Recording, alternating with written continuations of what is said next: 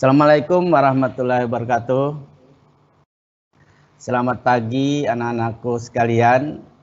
Alhamdulillah pada hari ini kita masuk pada pertemuan yang kedua untuk pelajaran pendidikan agama Islam. Pada pertemuan pertama kita sudah membahas tentang masalah keimanan, yaitu iman kepada hari akhir. Nah, mudah-mudahan pada pertemuan pertama kemarin kalian tidak menemui masalah. Ya, kalaupun misalnya ada menemui masalah, ya silahkan di chat Bapak atau di WA yang sudah kita buat di grup kelas 9H. Nah, jadi kalau ada masalah silahkan hubungi Bapak. Kalaupun Bapak tidak bisa menjawab, nanti Bapak bisa akan minta bantuan kepada operator sekolah. Jadi jangan nanti kalau punya masalah, kalian hanya diam, tidak ada kabar berita, sehingga akhirnya kalian ketinggalan. Begitu juga di Google Classroom, jangan lupa sering-sering dibuka. Karena disitulah Bapak dan Ibu Guru memberi tugas-tugas kalian. Dan Bapak juga berharap agar tugas-tugas yang telah diberikan oleh Bapak dan Ibu Guru itu jangan ditunda-tunda. Jadi kalau ada waktu ya dikerjakan.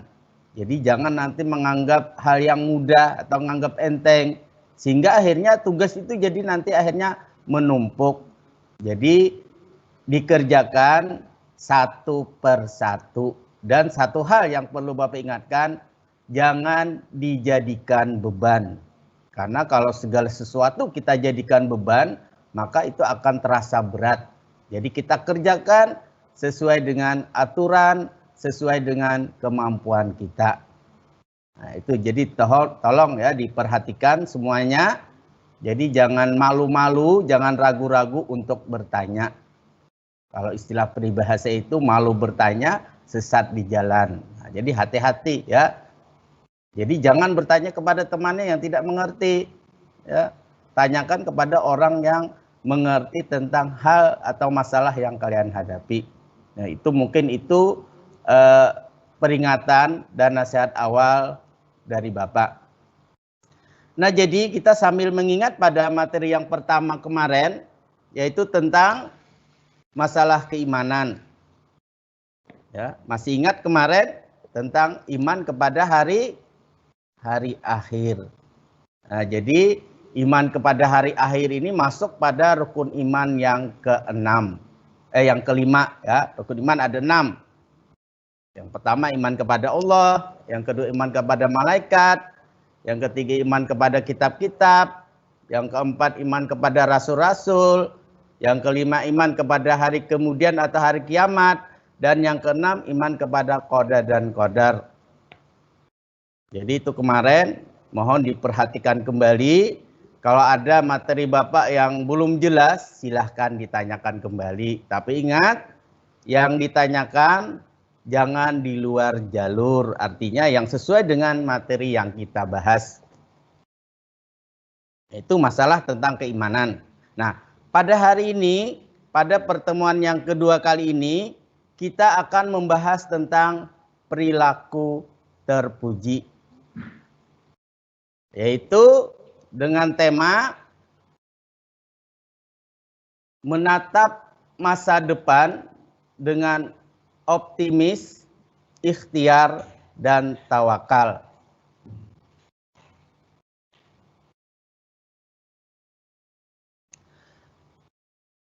Perilaku optimis, ikhtiar, dan tawakal adalah merupakan perilaku terpuji. Secara umum, perilaku itu terbagi dua. Ada yang namanya perilaku terpuji dan ada yang namanya perilaku tercela. Yang dimaksud dengan perilaku terpuji adalah segala sesuatu yang kalian lakukan, baik merupakan perkataan, perbuatan, ataupun gerak-gerik yang baik-baik, yang apabila orang lain mendengar atau melihatnya, atau apabila kalian melakukannya, orang lain menjadi senang atau bahagia. Nah, itu disebut perilaku terpuji. Sedangkan yang dimaksud dengan perilaku tercela, yaitu apabila yang kalian lakukan atau segala sesuatu yang kalian lakukan, di mana apabila kalian melakukannya, baik merupakan perkataan, perbuatan, atau gerak-gerik, orang lain jadi marah, orang lain jadi benci, orang lain jadi sakit hati, maka itu adalah perilaku tercela dan itu harus kita hindari.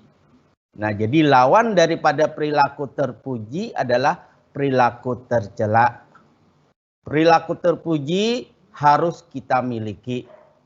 Sedangkan perilaku tercela harus kita hindari, harus kita jauhi. Dan perilaku ini merupakan ciri khas daripada masing-masing individu. Kalau istilah peribahasa, rambut boleh sama hitamnya, kulit boleh sama putihnya, boleh sama hitamnya, wajah boleh sama gagahnya, boleh sama cantiknya. Bisa kalian lihat ada orang yang kembar, manusia kembar, anak kembar, susah membedakan. Tapi perilaku ini yang membedakan antara individu yang satu dengan yang lainnya. Nah, jadi justru perilaku inilah yang membedakan antara yang satu dengan yang lainnya. Jadi tolong ya diperhatikan masalah perilaku, karena tadi kalau wajah boleh sama, tapi perilakulah yang membedakan antara satu dengan yang lainnya. Nah, tadi kalian sudah tahu arti daripada perilaku terpuji, yaitu yang harus kita miliki. Segala sesuatu yang kalian lakukan yang membuat orang lain bisa menjadi senang, orang lain menjadi bahagia. Adapun perilaku yang kita bahas pada hari ini adalah optimis, ikhtiar, dan tawakal.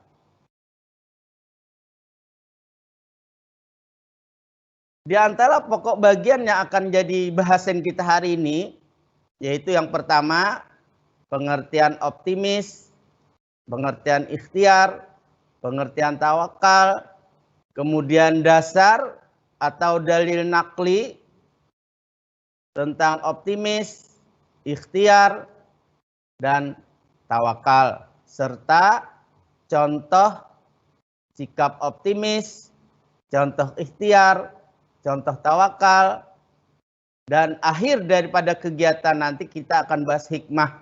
Nah, apa itu hikmah daripada perilaku atau sifat optimis, ikhtiar, dan tawakal hingga bisa kita implementasikan dalam kehidupan sehari-hari.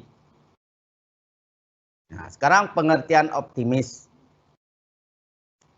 Sifat optimis adalah sifat orang yang memiliki harapan positif dalam menghadapi segala hal atau persoalan.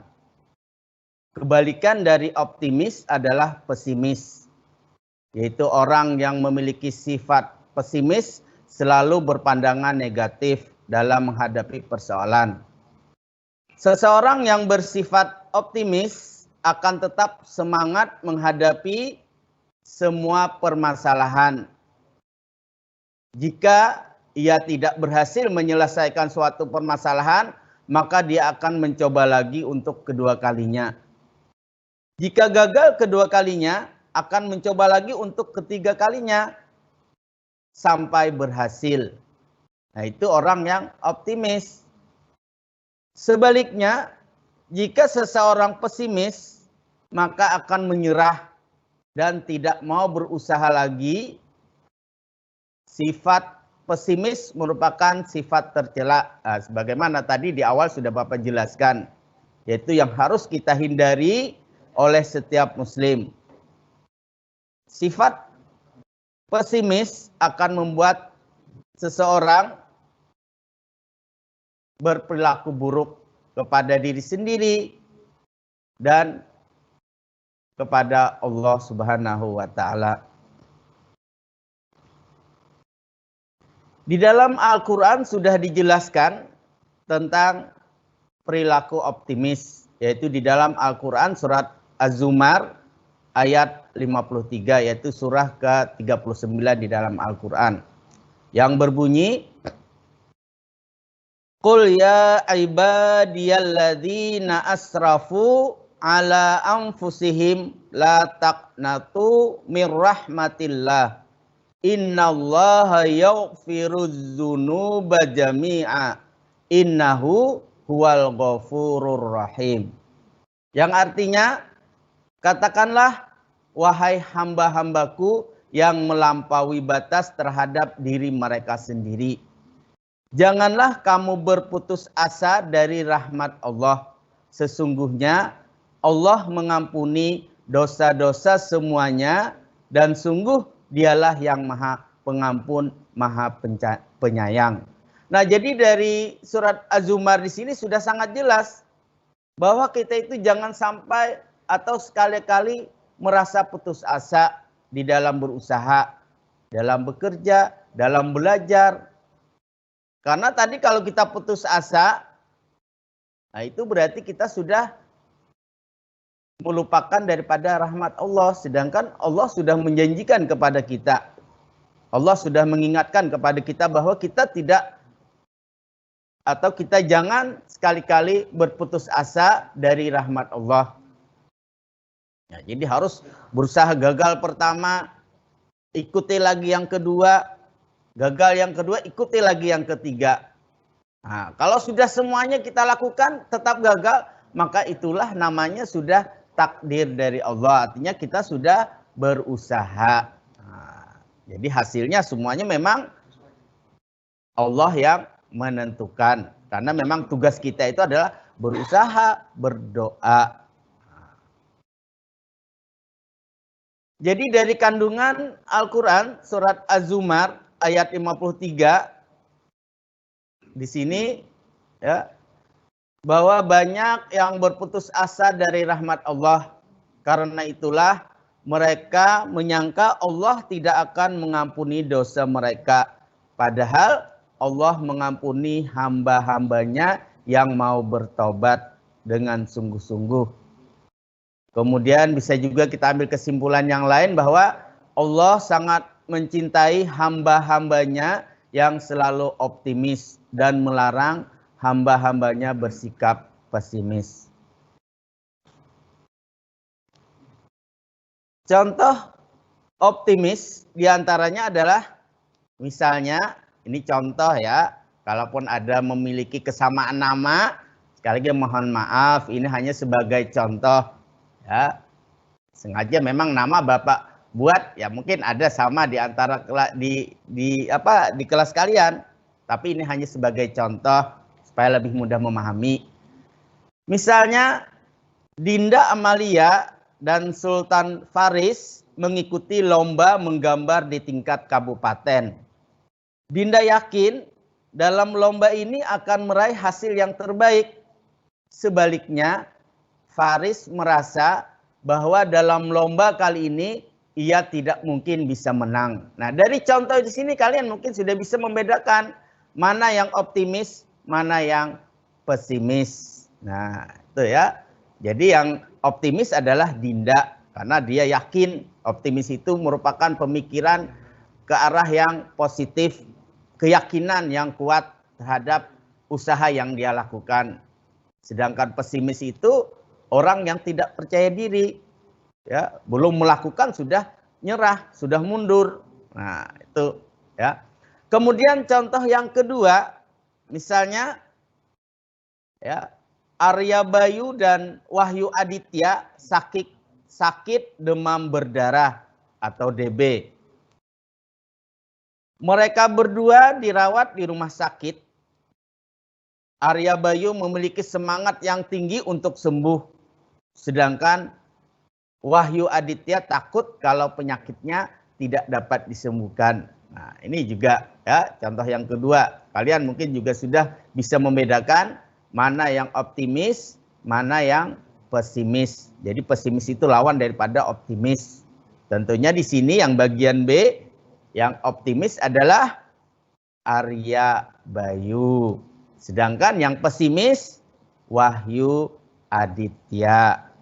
Karena dia belum berusaha, sudah takut duluan, sudah nyerah duluan.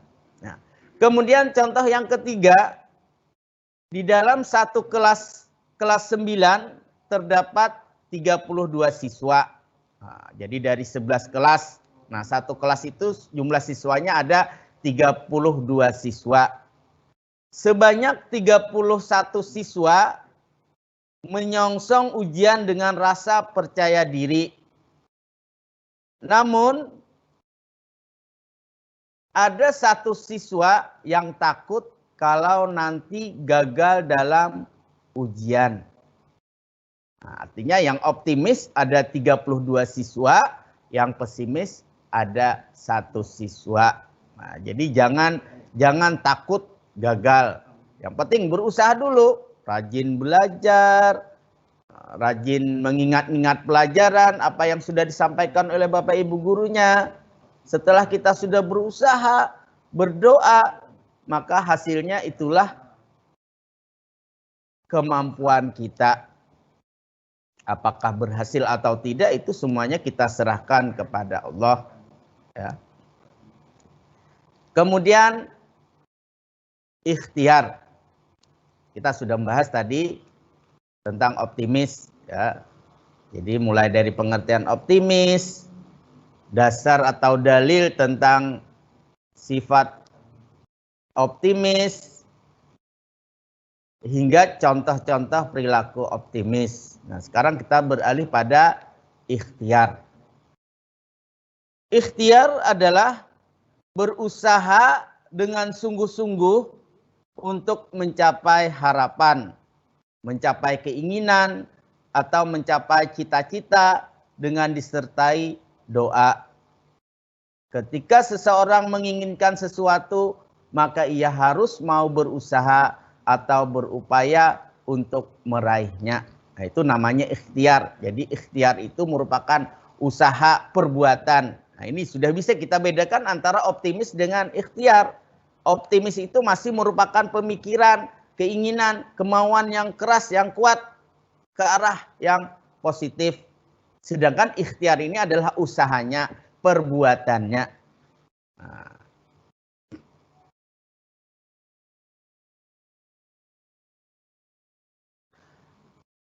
Dasar atau dalil tentang perintah daripada ikhtiar itu terdapat di dalam Al-Quran surat An-Najm ayat 39 sampai 42, yaitu yang berbunyi wa alaisa lil insani illa ma sa'a wa anna sa'yahu sawfa yura tsumma yujzahul jazaa'a al-awfa wa anna ila rabbikal muntaha. Yang artinya, dan bahwa manusia hanya memperoleh apa yang telah diusahakannya. Itu di dalam ayat 39.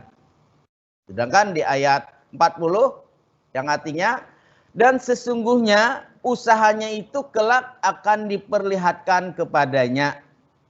Kemudian pada ayat 40 yang artinya kemudian akan diberi balasan kepadanya dengan balasan yang paling sempurna.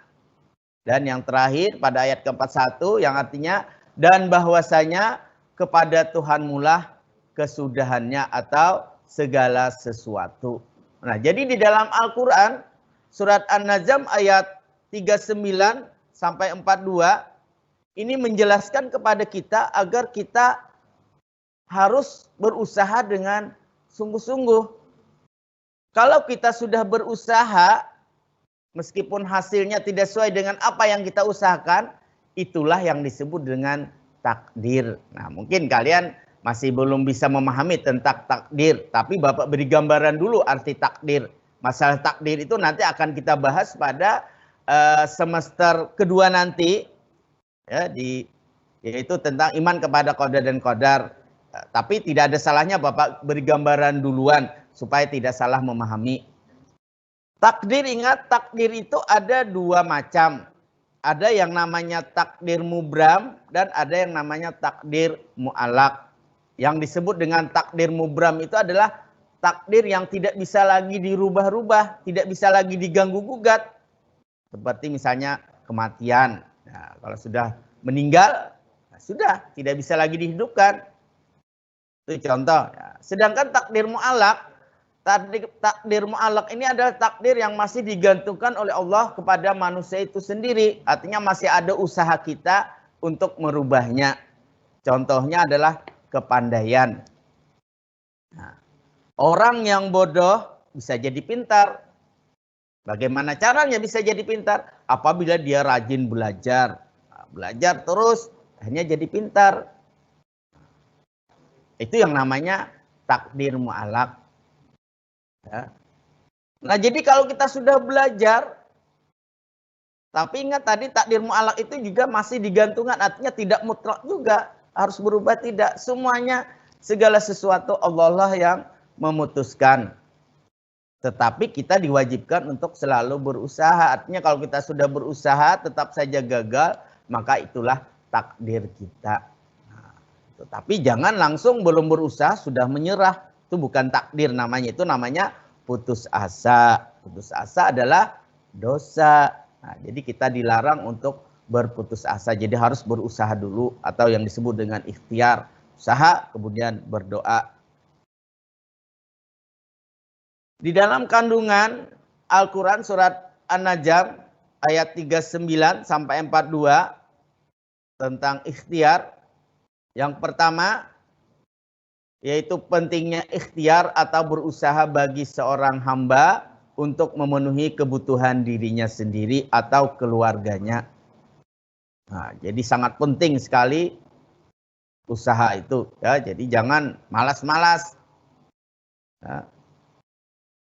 Artinya gagal itu merupakan pengalaman. Jadi jangan kalau sudah gagal sekali tidak mau lagi melakukannya. Nah, itu namanya putus asa. Ya. Jadi orang yang ikhtiar, dia tidak kenal lelah untuk berusaha dan berusaha terus sesuai dengan kemampuannya. Yang kedua, manusia hanya memperoleh pahala dari usahanya sendiri. Nah, jadi kalau cari pahala itu jangan dari orang lain. Pahala itu kita dapatkan dari usaha kita sendiri. Tentunya dilakukan dengan ikhlas. Nah, kemarin kita sudah belajar ya tentang dosa dan pahala. Apa itu dosa, apa itu pahala, bagaimana mendapatkan pahala. Nah, jadi untuk mendapatkan pahala itu adalah perbuatan baik atau ibadah yang kita lakukan tapi semata-mata hanya karena Allah, dilakukan dengan ikhlas. Maka dia akan menjadi pahala. Tapi kalau kita lakukan karena orang lain, pengen dipuji oleh orang lain, nah, itu artinya bukan karena Allah. Ya. Kata Allah, masalah pahala dan dosa itu urusanku. Jadi kita tidak tahu berapa besar pahala, apakah itu jadi pahala. Yang penting kita berusaha dulu dan melakukannya dengan ikhlas. Insya Allah, ya, kalau sudah kita lakukan dengan ikhlas, maka dia akan jadi pahala. Kemudian, di antara kandungan surat An-Najm, ayat 39-42 yang ketiga bahwa Allah akan membalas setiap amal yang dilakukan dengan seadil-adilnya. Artinya tadi kalaupun usaha yang kita lakukan itu gagal, tidak berhasil, maka nanti Allah akan menggantikannya di akhirat nanti. Jadi jangan takut ya. Apapun yang kita lakukan pasti nanti akan dibalas oleh Allah Subhanahu wa taala. Nah, itu tadi dalil dasar tentang ikhtiar serta kandungan ayatnya. Sekarang contoh ikhtiar. Adapun di antara contoh ikhtiar yang pertama, orang yang ingin pandai harus berusaha dengan rajin belajar. Nah, jadi contohnya ya, ikhtiar itu kalau ingin menjadi orang yang pandai, orang yang pintar, maka kita harus rajin berusaha. Jadi jangan putus-putusnya berusaha dan berusaha terus sesuai tapi kemampuan kita. Ya. Yang kedua, contoh ikhtiar, orang yang ingin hidup berkecukupan harus berusaha dengan rajin bekerja. Nah, jadi kalau mau pintar, rajin belajar. Ingin menjadi orangnya hidupnya berkecukupan, mencari harta, rajin bekerja. Contoh yang ketiga, orang yang ingin memiliki tabungan harus berusaha hidup hemat atau mengurangi pengeluaran. Itu ikhtiar. Nah, jangan pengennya tabungannya banyak, tapi hidupnya sehari-hari boros. Nah, tidak mungkin. Jadi kalau ingin tabungannya banyak, hidupnya harus hemat. Artinya yang dibelanjakan itu yang sesuai keperluan saja, seadanya sesuai keperluan atau sesuai yang dibutuhkan. Nah, jangan nanti tidak dibutuhkan juga dibeli. Ya, haji mumpung masih banyak uang.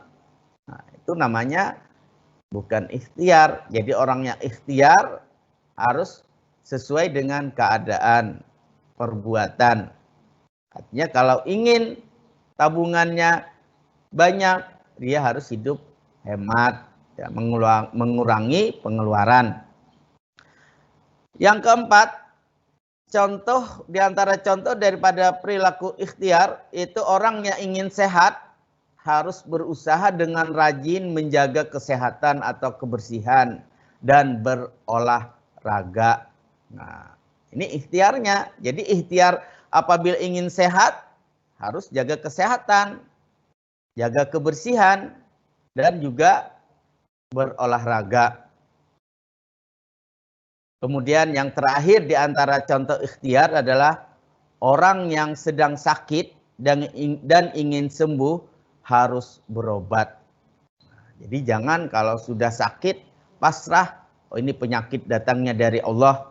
Allah juga yang menyembuhkan tanpa ada usaha. Nah, itu bukan ikhtiar namanya, itu namanya putus asa. Karena tadi yang namanya takdir tadi ada yang disebut dengan takdir mu'alaq, yaitu yang masih digantungkan oleh Allah kepada manusia itu sendiri. Contohnya tadi adalah kekayaan, kepandaian, dan kesehatan. Orang yang bodoh bisa jadi pintar selama dia mau berusaha untuk belajar terus. Orang yang miskin bisa jadi kaya selama dia mau bekerja dengan giat, dengan rajin. Begitu juga orang yang sakit bisa jadi sehat selama dia gigih untuk berobat. Kalau sudah kita berusaha, berdoa, kemudian hasilnya tidak sesuai dengan yang kita inginkan, maka inilah yang disebut takdir. Jadi takdir itu kita dapatkan apabila kita sudah berusaha. Jadi jangan langsung apa-apa langsung ini takdir Allah, salah. Jadi kita berusaha dulu sesuai kemampuan. Kecuali yang namanya takdir mubram. Kalau takdir mubram ya kita tidak bisa kita usahakan lagi. Misalnya kematian, orang yang mati, orang yang meninggal tidak bisa lagi kita hidupkan. Jenis kelamin, nah, itu takdir mubram. Ya, kalau sudah diciptakan oleh Allah menjadi seorang laki-laki, tidak bisa kita ingin jadi perempuan, tidak ada usaha. Ya, atau sebaliknya, diciptakan jadi seorang perempuan, pengen jadi laki-laki, tidak bisa. Nah, itulah namanya takdir mubram. Jadi takdir mubram itu takdir yang tidak bisa lagi dirubah oleh manusia itu sendiri. Nah, sedangkan kalau ikhtiar ini adalah erat hubungannya dengan takdir mu'alaq, yaitu takdir yang masih digantungkan oleh Allah kepada manusia itu sendiri. Artinya masih ada usaha, masih ada harapan untuk bisa merubahnya. Tetapi tetap yang merubah itu tetap Allah. Kita hanya diperintahkan untuk berusaha, tapi keputusannya itu Allah yang menentukan. Jadi setelah kita bersikap optimis, yaitu berpikiran positif, keyakinan akan usaha kita, akan keberhasilan, kemudian kita berusaha, maka jangan lupa kita harus bertawakal kepada Allah. Nah, ini yang terakhir. Ya, jadi tadi optimis, ikhtiar, dan tawakal. Itu sudah memang urutannya. Ya. Artinya sebelum kita berusaha, kita harus optimis dulu. Setelah optimis, baru kita berusaha. Setelah berusaha, baru kita bertawakal kepada Allah. Nah, ini yang terakhir yaitu tawakal. Tawakal artinya berserah diri kepada Allah Subhanahu wa taala atas hasil usaha kita, dan setelah berusaha dengan sungguh-sungguh dan berdoa. Nah, ini orang banyak yang tidak bisa membedakan antara tawakal dengan pasrah, ya. Kalau pasrah itu kadang-kadang putus asa maksudnya, ya, atau pasrah itu langsung apa-apa langsung serahkan kepada Allah. Seperti tadi, oh ini sudah takdir Allah. Itu namanya bukan tawakal. Orang bertawakal itu dia berusaha, berdoa, kemudian hasilnya dia serahkan kepada Allah. Jadi semuanya apa-apa yang kita lakukan itu harus kita serahkan kepada Allah. Kenapa harus kita serahkan kepada Allah? Karena Allah lah yang memberikan keputusan kepada semua makhluknya. Jadi tugas kita memang hanya berusaha. Keputusannya ada di tangan Allah. Jadi jangan juga kita mengakui kepandaian itu mutlak, usaha kita sendiri salah. Kalau Allah menghendaki sebentar saja, ya. Orang yang bodoh bisa jadi pintar. Orang yang pintar bisa jadi bodoh. Kenapa orang pintar bisa jadi bodoh? Karena sombong. Orang yang pintar sombong, maka dengan sendirinya kepandaiannya itu bisa saja dicabut oleh Allah. Nah, jadi yang penting kita berusaha, kemudian semuanya hasilnya kita serahkan kepada Allah. Inilah yang disebut dengan tawakal. Adapun dasar atau dalil nakli tentang perintah bertawakal kepada Allah itu ada di dalam Al-Quran, surat Al-Imran ayat 159 atau surah ketiga di dalam Al-Quran. Yaitu yang berbunyi di antara potongan ayatnya, Fa'idha azamta fatawakkal 'alallah innallaha yuhibbul mutawakkilin. Yang artinya, kemudian apabila kamu telah membulatkan tekad, maka bertawakallah kepada Allah. Sungguh Allah mencintai orang-orang yang bertawakal. Nah, jadi di dalam surat Al-Imran ini sangat jelas bahwa Allah itu sangat menginginkan, sangat memerintahkan kepada kita untuk bertawakal, artinya berserah diri. Jadi jangan nanti marah-marah, sudah berusaha tetap saja gagal, sampai menyumpah-nyumpah, ya tidak terima. Nah, itu namanya tidak bertawakal. Orang yang bertawakal itu setelah dia berusaha apapun hasilnya, maka dia bisa terima dengan ikhlas. Itu namanya tawakal. Adapun kandungan Al-Quran surat Al-Imran tentang tawakal, yaitu surah ketiga ayat 159. Di antara kandungannya yang pertama, walaupun ada pelanggaran besar yang dilakukan pada perang Uhud, namun Rasulullah SAW tidak marah. Beliau selalu memaafkan dan memohonkan ampun atas dosa mereka. Andai hati Rasulullah SAW kasar, niscaya mereka menjauhi Rasulullah. Nah, jadi ini contoh orang yang bertawakal. Artinya pada masa Nabi, di mana Nabi berperang beserta para sahabat, ya, di dalam pasukan Nabi itu ada yang melakukan kesalahan, ya. Tetapi sebelum mereka melakukan kesalahan, mereka sudah berusaha semaksimal mungkin. Namanya manusia, ya, tempatnya khilaf, tempat kesalahan. Nah, di sini Nabi kita tidak pernah marah. Beliau selalu memaafkan. Ya. Jadi kalaupun sudah berusaha semaksimal mungkin, pada akhirnya tetap kalah, maka itulah sudah hasil atau keputusan daripada Allah, dan kita ambil hikmahnya. Mungkin kita akan mendapatkan hikmah yang besar di balik kejadian atau kekalahan tersebut. Jadi Nabi kita sendiri juga tidak pernah marah jika para sahabat itu melakukan kesalahan. Karena Nabi kita tahu bahwa mereka sudah berusaha. Ya. Jadi karena tidak mutlak apa yang kita usahakan itu akan membuahkan hasil yang kita inginkan. Kemudian kandungan yang kedua, Rasulullah selalu bermusyawarah dalam segala hal. Nah, ini juga kadang-kadang memang sering kita lalai, ya. Kita kadang-kadang tanpa melalui musyawarah selalu kita mau menang sendiri. Nah, ini juga bukan hanya kalian, Bapak juga sering melakukan hal seperti itu, ya. Artinya berpikiran sepihak, ya, tanpa ada musyawarah. Nah, ini kita perlu sekali lagi koreksi diri. Jadi apabila ingin memutuskan segala sesuatu, kita harus lakukan musyawarah terlebih dahulu sebagaimana yang dilakukan oleh Rasulullah Sallallahu Alaihi Wasallam. Kemudian yang terakhir di antara kandungan surat Al-Imran tentang tawakal, yaitu Allah menganjurkan kepada hamba-hambanya untuk bersikap tawakal setelah berusaha, bermusyawarah, dan membulatkan tekad. Nah, artinya kalau kita sudah bermusyawarah, kita yakini apa hasil musyawarah itu sudah benar, ternyata salah, maka semuanya itu kita tetap serahkan kepada Allah. Karena Allah lah yang menentukan, yang memutuskan hasilnya. Kemudian dalil nakli tentang tawakal juga disebutkan di dalam hadis, yaitu yang diriwayatkan oleh Tirmizi yang berbunyi An Umar bin Khattabi radhiyallahu anhu yaqulu innahu sami'an nabiyyallahi sallallahu alaihi wasallam yaqulu law annakum tawakkaltum 'alallahi haqqa tawakkalihi la razaqahum kama yarzuqut tayratagdu khimasaw wa taruhu bitona.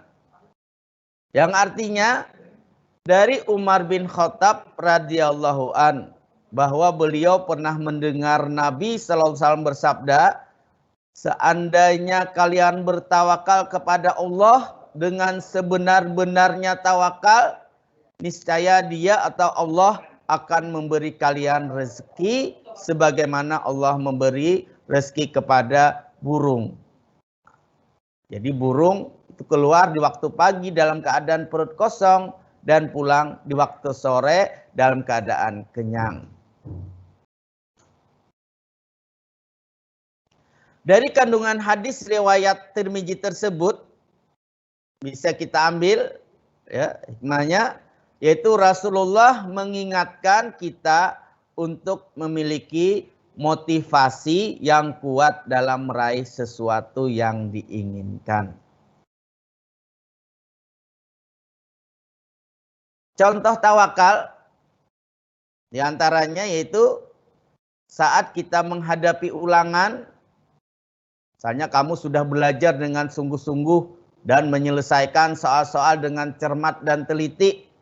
Setelah itu menyerahkannya keputusan tersebut atau hasil usaha kamu kepada Allah Subhanahu wa taala. Nah, artinya yang namanya tawakal itu apabila pada saat menghadapi ulangan setelah kita sudah belajar, kita mengerjakan dengan cermat, dengan teliti, maka hasilnya kita serahkan kepada Allah. Apapun hasilnya, kalau kita sudah berusaha dengan maksimal, kita sudah merasa cermat, teliti, maka kita pun bisa menerima dengan ikhlas karena memang itulah kemampuan kita. Ini orang yang tawakal.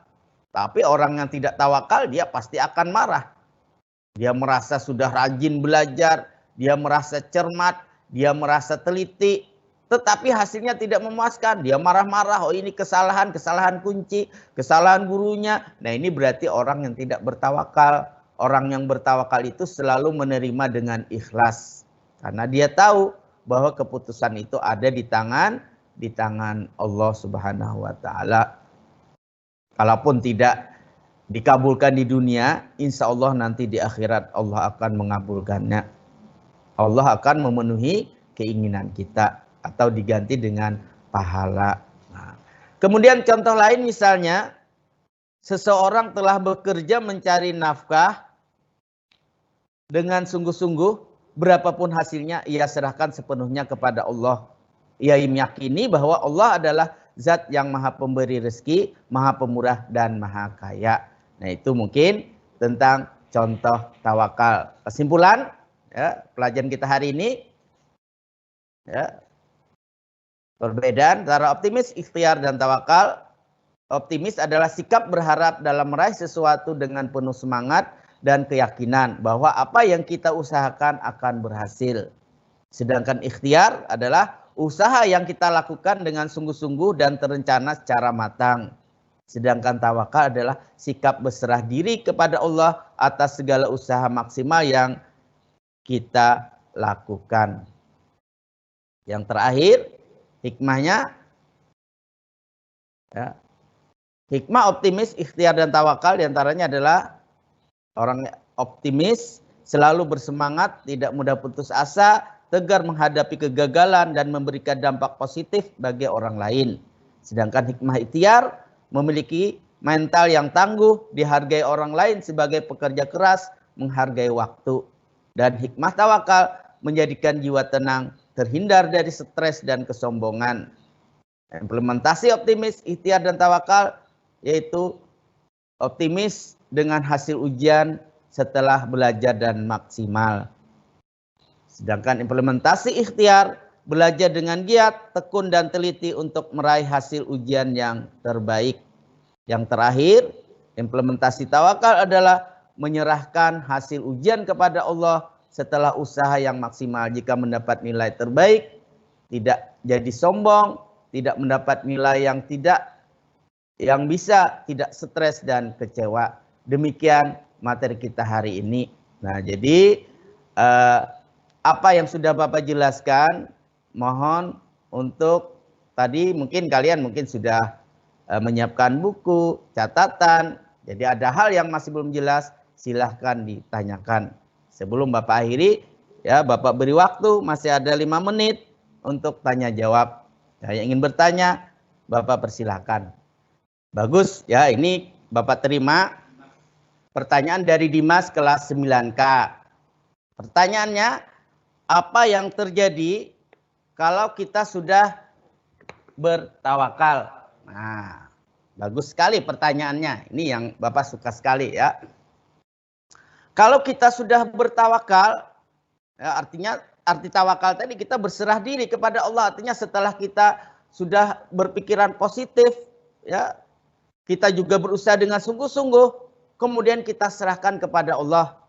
Ternyata hasilnya tidak yang sesuai yang kita inginkan. Maka orang yang bertawakal tersebut, dia menerima dengan ikhlas. Jadi dia tenang, tidak gelisah, tidak sakit hati.